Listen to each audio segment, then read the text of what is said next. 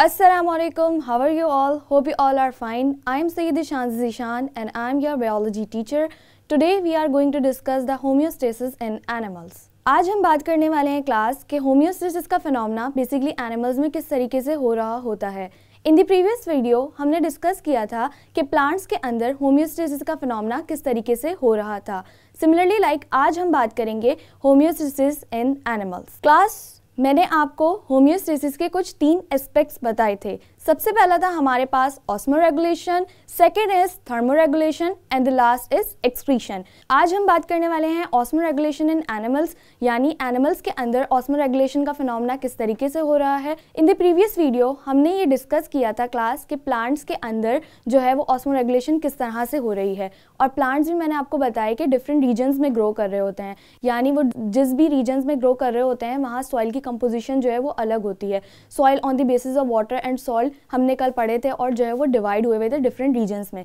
इसी तरह आज हम बात करेंगे एनिमल्स की कि एनिमल्स भी जो हैं वो डिफरेंट रीजन्स में ग्रो कर रहे होते हैं, यानी तरह तरह के इलाके होते हैं, वहाँ पर अलग अलग रहने का इन्वायरमेंट होता है। तो उस हैबिटेट में, उस इन्वायरमेंट में किस तरह से ऑस्मोरेगुलेशन का फिनोमेना होता है, आज हम उसके बारे में स्टडी करेंगे। सिमिलरली एनिमल्स को भी क्यों ज़रूरत है ऑस्मोरेगुलेशन की, इसलिए क्योंकि बॉडी के अंदर उनका वाटर एंड सॉल्ट का मेंटेनेंस काफ़ी ज़्यादा ज़रूरी है। बॉडी के अंदर वाटर एंड सॉल्ट का मेंटेन रहना इसलिए ज़रूरी है ताकि वो सर्वाइव कर सकें। ठीक है, उनको हर अमाउंट में वाटर एंड सॉल्ट की कंसनट्रेशन चाहिए होती है।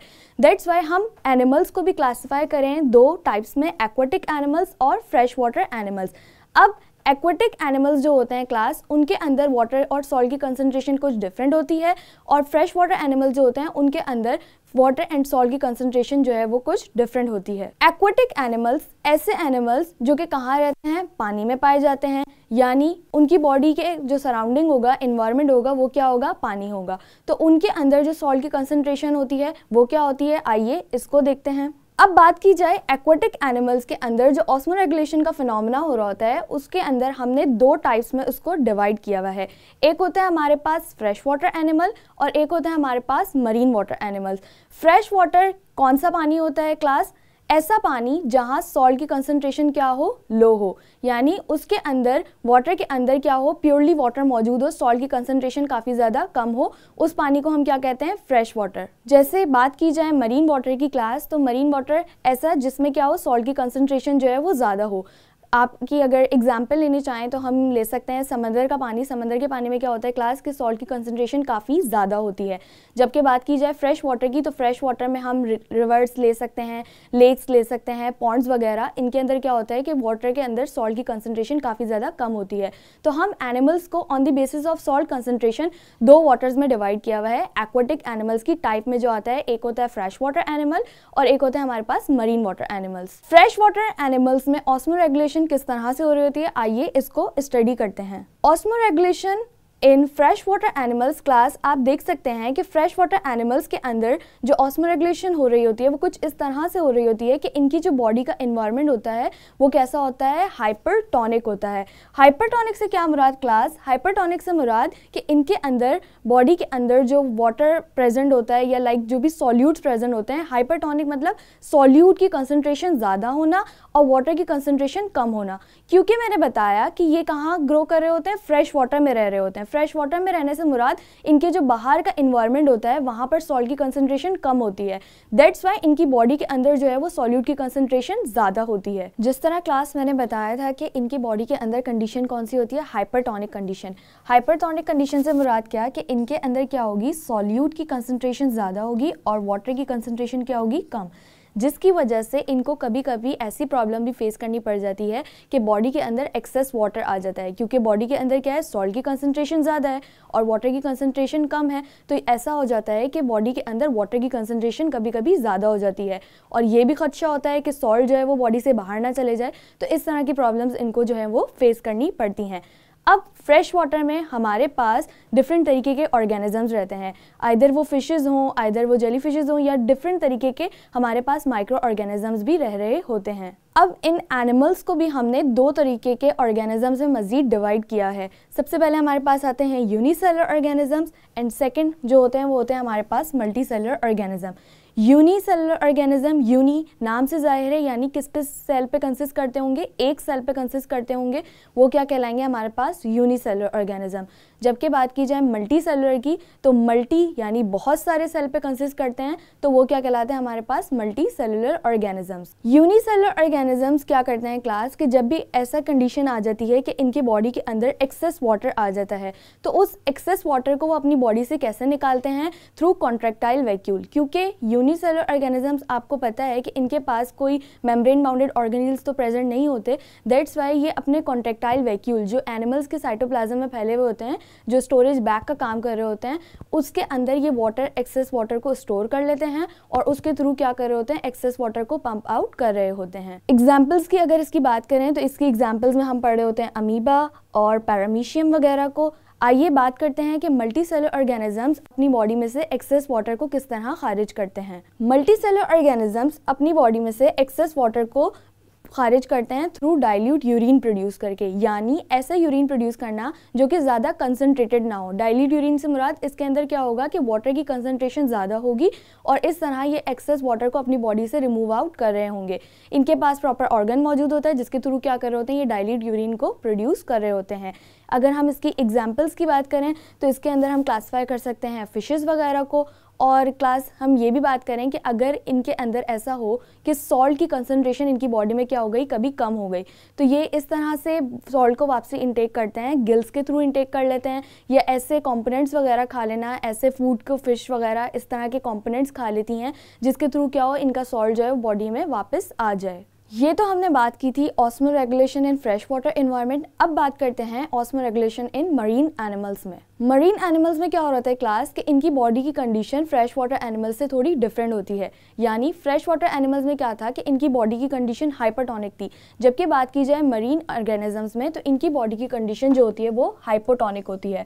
हाइपोटोनिक से मुराद क्या कि इसके अंदर क्या होगा कि सॉल्यूट की कंसंट्रेशन मेरे पास कम होगी और वाटर की कंसंट्रेशन बॉडी के अंदर क्या होगी, ज़्यादा होगी। यानी इनका जो इन्वायरमेंट होता है वो कैसा होता है, सॉल्टी होता है। मैंने बताया कि ऐसे एनिमल जो समंदर वगैरह में पाए जाते हैं वो क्या कहलाते हैं, मेरे पास मरीन एनिमल्स कहलाते हैं। दैट्स वाई इनकी बॉडी की कंडीशन कैसी होती है, हाइपोटोनिक होती है। फर्दर अगर आगे बात करें तो इनके बॉडी के ऑर्गेनिजम्स कुछ इस तरह के होते हैं कि इसके अंदर कुछ ऑर्गेनिजम्स अपनी बॉडी के अंदर हाइपरटोनिक कंडीशन मेंटेन कर रहे होते हैं और कुछ ऑर्गेनिज्म अपनी बॉडी के अंदर आइसोटोनिक एनवायरनमेंट को क्रिएट कर रहे होते हैं। यानी इसके अंदर जो भी ऑर्गेनिजम्स आते हैं उन सब की कंडीशन सेम नहीं होती, कुछ की हाइपरटोनिक होती हैं, कुछ की हाइपोटोनिक होती हैं और कुछ की आइसोटोनिक होती हैं। आइए देखते हैं कि आइसोटोनिक क्या होता है। आइसोटोनिक क्लास ऐसी कंडीशन जिसके अंदर वाटर एंड सॉल्ट की कंडीशन क्या हो, बराबर हो, यानी ना ज़्यादा वाटर हो ना ज़्यादा सॉल्ट हो, वाटर एंड सॉल्ट की कंसंट्रेशन क्या हो, बिल्कुल इक्वल हो। जबकि बात की जाए हाइपर की तो मैंने बताया था कि उसके अंदर क्या होती है, सॉल्यूट की कंसंट्रेशन ज़्यादा और वाटर की कंसंट्रेशन कम। जबकि बात की जाए हाइपोटोनिक की तो हाइपोटोनिक के अंदर मैंने क्या बताया था कि सॉल्यूट की कंसंट्रेशन कम और वाटर की कंसंट्रेशन ज़्यादा। तो 3 तरीके के एनिमल्स जो होते हैं वो मरीन वाटर में पाए जाते हैं। आइए इनको देखते हैं कि कौन कौन से होते हैं। मरीन वाटर के अंदर जो हम बात कर रहे होते हैं वो इस तरीके की फिशेस की बात कर रहे होते हैं, जिसके अंदर हमारे पास आ जाती हैं सबसे पहले bony fishes, cartilaginous fishes and osmoconformer. आइए डिस्कस करते हैं मरीन वाटर एनिमल्स के अंदर कौन कौन आते हैं। हमारे पास सबसे पहले आती है bony fishes. Bony fishes class नाम से जाहिर है कि इनका स्केलेटन किससे मिलकर बना होगा, बोन्स से मिलकर बना होगा। सेकेंड हमारे पास जो है वो क्या है, कार्टिलेजिनस फिशेस, यानी इनका स्केलेटन किससे मिलकर बना होगा, कार्टिलेजेस से, कांटों से मिलकर बना होगा। एंड द लास्ट इज हमारे पास क्या होते हैं, ऑस्मो कन्फॉर्मर्स, जो कि डिफरेंट बोन्स एंड कार्टिलेजेस से मिलकर बने होते हैं। अब हम डिस्कस करते हैं कि बोनी फिशेस के अंदर कैसा एनवायरनमेंट होता है। बोनी फिशेस के अंदर क्या होता है क्लास कि इनकी बॉडी के अंदर लो सॉल्ट कंसंट्रेशन होती है, यानी सॉल्ट की कंसंट्रेशन क्या होती है, कम होती है। दैट्स व्हाई इनके एनवायरनमेंट को हम क्या कहेंगे, हाइपोटोनिक कंडीशन कहेंगे। इनकी जो बॉडी के अंदर का कंडीशन होती है वो क्या होती है, हाइपोटोनिक।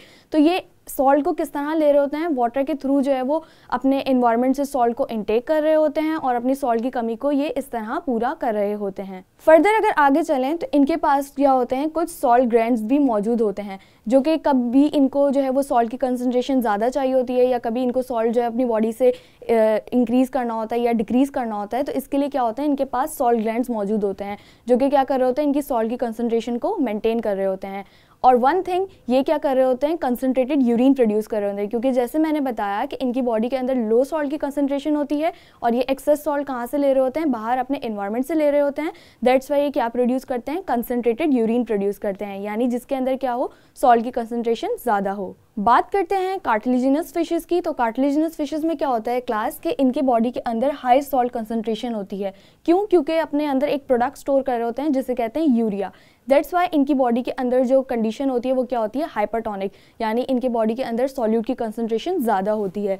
फर्दर अगर आगे बात करें तो अगर इनको कभी सॉल्ट की कंसंट्रेशन हाई नहीं मिल रही होती तो ये इस तरह के इन्वायरमेंट से नाइट्रोजनस कंपाउंड वगैरह को खा रहे होते हैं, जैसे मीट यानी अदर फिशेस को ईट कर रहे होते हैं, जिससे इनकी सॉल्ट की कंसंट्रेशन जो है वो पूरी हो जाती है। लास्ट हम डिस्कस करें तो हमारे पास आते हैं ऑस्मोकन्फॉर्मर्स। ऑस्मोकन्फॉर्मर्स ऐसे एनिमल्स होते हैं जिनके अंदर इक्वल अमाउंट ऑफ सॉल्ट होते हैं, यानी इन एनिमल्स के अंदर ना वाटर की कंसंट्रेशन ज़्यादा होती है ना सॉल्ट की कंसंट्रेशन ज़्यादा होती है।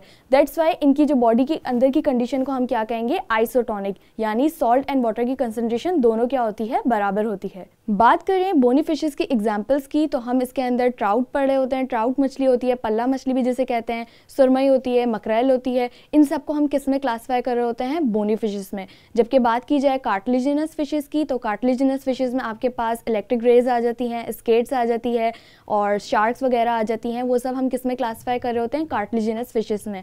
जबकि बात की जाए ऑस्मोकन्फॉर्मर्स की तो ऑस्मोकन्फॉर्मर्स में आपके पास जो है वो क्रैब्स वगैरह आ जाते हैं, जेली फिशेस वगैरह आ जाती हैं, उन सबको हम किस में क्लासीफाई करते हैं, ऑस्मोकन्फॉर्मर्स में। ये तो हमने बात की थी osmo regulation in aquatic environment में, यानी जो ऑर्गेनिजम्स पानी में रह रहे होते हैं उनके अंदर ऑस्मो रेगुलेशन का फिनोमेना किस तरीके से हो रहा होता है। आइए बात करते हैं osmo regulation in terrestrial conditions में, यानी जो ऑर्गेनिजम्स कहाँ रहते हैं, लैंड पर रहते हैं, उनके अंदर जो ऑस्मो रेगुलेशन हो रही होती है वो किस तरीके से हो रही होती है। क्लास लैंड पे बात की जाए तो हमारे पास डिफरेंट तरीके के ऑर्गेनिजम्स रहते हैं और डिफरेंट फाइलम से बिलोंग करते हैं, यानी जिसके अंदर शुमार हमारा भी होता है। काफ़ी सारे ऑर्गेनिजम्स ऐसे होते हैं जिनके अंदर बॉडी के अंदर वाटर की कंसंट्रेशन क्या होती है, लॉस भी होती रहती है। हमें ये खदशा होता है कि हमारी बॉडी से पानी का लॉस ना हो जाए। जिस तरह आपने नाम सुना होगा कि बॉडी के अंदर डिहाइड्रेशन हो जाती है। क्यों हो जाती है कि बॉडी के अंदर से एक्सेस वाटर का क्या हो जाता है, लॉस हो जाता है। तो क्या होता है क्लास कि जो एनिमल्स लैंड पर रहते हैं उनकी बॉडी के अंदर वाटर एंड सॉल्ट की कंसंट्रेशन करना कुछ मुश्किल हो जाता है। यानी क्या होता है कि बॉडी के अगर एक्सेस वाटर लॉस हो जाए तो उनके सराउंडिंग में जो इन्वायरमेंट में वाटर प्रेजेंट है वो थोड़ा कम होता है, यानी वो वाटर में तो नहीं रह रहे होते हैं, लैंड पर रह रहे होते हैं, तो उनके लिए जो है वो क्या हो जाता है, मुश्किल हो जाता है थोड़ा वाटर का लॉस को कवर अप करना। टेरेस्ट्रियल एनिमल्स के अंदर हम किस किस फाइलम्स को पढ़ रहे होते हैं, हमारे पास आ जाती है क्लास आर्थ्रोपोडा या आर्थ्रोपोड्स, जिनके अंदर हम इंसेक्ट्स को क्लासीफाई करते हैं। मोलस्कास आ जाते हैं जिनके अंदर हम सी शेल्स वगैरह के बारे में बात कर रहे होते हैं। रेप्टाइल्स आ जाते हैं जिसके अंदर हम क्या कर रहे होते हैं, क्रोकोडाइल्स वगैरह को क्लासीफाई कर रहे होते हैं। बर्ड्स आ जाती हैं या फिर मैमल्स के अंदर हम भी क्लासीफाई हो रहे होते हैं। तो ऐसे एनिमल्स, ये सब एनिमल्स क्या कहलाते हैं, टेरेस्ट्रियल लैंड एनिमल्स कहलाते हैं, जो कि कहाँ रहते हैं, लैंड पर रहते हैं। अब इनके अंदर देखते हैं कि वाटर एंड सॉल्ट की कंसंट्रेशन किस तरह से मेंटेन होती है। क्लास इनके अंदर क्या होता है कि इनके अंदर कुछ जो है वो एक्सोस्केलेटन मौजूद होता है, यानी इनकी बॉडीज जो है वो किससे कवर हुई होती हैं, एक्सोस्केलेटन से कवर हुई होती हैं।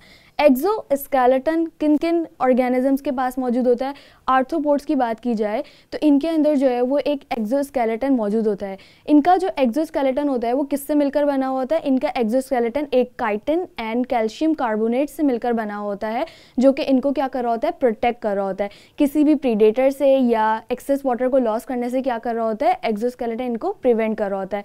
और हम ह्यूमंस के पास क्या होती है, स्किन मौजूद होती है। थिक स्किन जो है वो हमारे पास जो है वो मौजूद होती है, जो कि हमें एक्सेस वाटर के लॉस से प्रिवेंट कर रही होती है। सेकेंड अगर बात करें तो इनके अंदर जो है वो वाटर कहाँ स्टोर हो रहा होता है, वाटर जो है वो ज़्यादातर कहाँ स्टोर कर रहे होते हैं, अपनी किडनीज़ वगैरह में स्टोर कर रहे होते हैं, और कहाँ स्टोर कर रहे होते हैं, रेक्टम में स्टोर कर रहे होते हैं।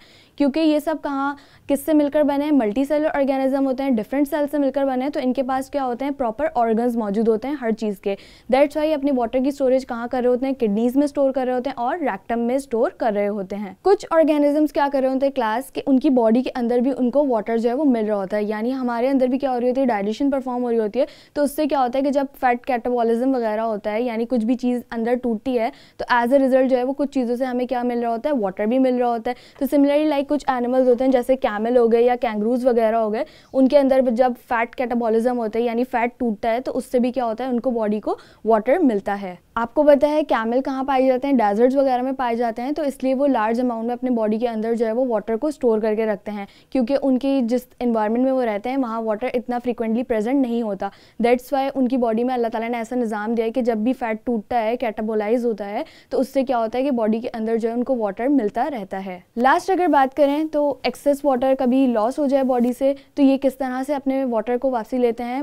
वाटर इनकी बॉडी में इस तरह से वापसी आता है, कोई भी लिक्विड फूड वगैरह कंटेन कर लेना, कोई भी लिक्विड फूड को खा लेना, या एक्सेस वाटर को जो है वो प्रिवेंट करना हो, तो हम क्या कहते हैं कि हम ह्यूमंस में कि पानी जो है वो ज़्यादा से ज़्यादा पीना चाहिए, ताकि क्या हो कि हमारी बॉडी डिहाइड्रेट ना हो और हमारी बॉडी क्या रहे, एक्टिव रहे। तो क्लास आज का लेक्चर हमारा यहीं तक था। उम्मीद है कि आज का लेक्चर जो है वो आपको पसंद आया होगा। आज हमने क्या क्या सीखा, आज हमने osmoregulation in aquatic environment पढ़ा, osmoregulation in fresh water, osmoregulation in marine water, और फिर देन हमने लास्ट में osmoregulation in terrestrial condition को पढ़ा। मिलते हैं इंशाल्लाह नेक्स्ट वीडियो में न्यू टॉपिक के साथ। जब तक के लिए अपना बहुत सारा ख्याल रखिएगा। अल्लाह हाफिज़।